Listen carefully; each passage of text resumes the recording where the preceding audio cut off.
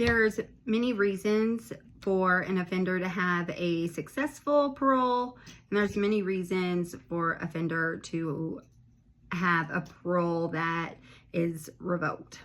So I think some reasons that an offender has a successful parole is building trust with the officer by being honest with the officer, and the officer also being honest with them. It helps them trust in the process and also know that they can turn to the officer if they are struggling. Also, setting realistic goals, having that game plan with the officer for if this happens, what do I do? Having a good support system, being willing to ask for help, not only with the officer, but also with their families, their friends, knowing where to turn if they are struggling, getting the right kind of treatment, having stable employment. And I think also, even before they are paroled, making sure that they're in the right type of programming or whatever behavioral modification classes are needed before release, and not just going into parole kind of blind. At the same time, there's many reasons to fail at parole. A lot of times they don't trust the officer. They just don't trust law enforcement in general. And so that could be part of it. Also, not getting the right type of help and not being honest about what they're struggling with.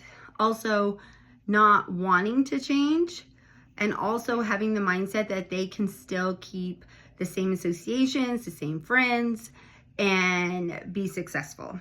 They have to be able to remove themselves from their old lifestyle, which is hard also because when they are going in to check in with their parole officers and such, they might run into some of these associations at the parole office.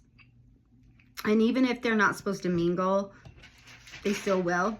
And sometimes if they're struggling in the first place, it can be easy to fall back into. Also, not having a good support system, lacking family support. Of course, getting new charges, technical violations, and also being overwhelmed. When people are paroled, they have a lot of expectations, and when they're coming from a very structured environment of prison, and then still having rules and appointments they're supposed to keep, they do have that freedom, and they're trying to balance it. And without that right type of programming or preparation with the officer, they can become very overwhelmed and end up getting the technical violations and just kind of giving up. So I think those are the most common reasons. My state is Georgia, and the statistics of offenders on parole there, in June of 2024, there were 15,105 individuals on parole. In Georgia, most inmates become eligible for the discretionary parole after a third of their sentence. And in 2024, 72% of the parole population in Georgia successfully completed their parole supervision. Some of the reasons that someone might be on parole is that the parole board determined that they're no longer a threat to the public at their parole hearings, and they were released. There's medical parole, compassionate parole, when someone is terminal. It's honestly much more cost effective for the state to release them on parole. Also, to help control prison population.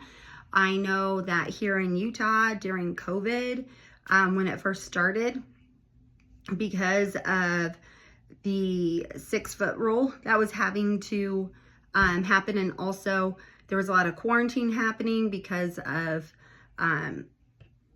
just how many offenders were in prison, that the parole board was doing early releases because of COVID to lower the prison population. So a lot of people during that time period, when they were still determined not to be a threat to the public, were released earlier than their parole dates, even for the parole hearing was even there. So there's a lot of different reasons that someone could be on parole. And I think that there's a lot of improvements that can be made to supervision, and hopefully it'll happen.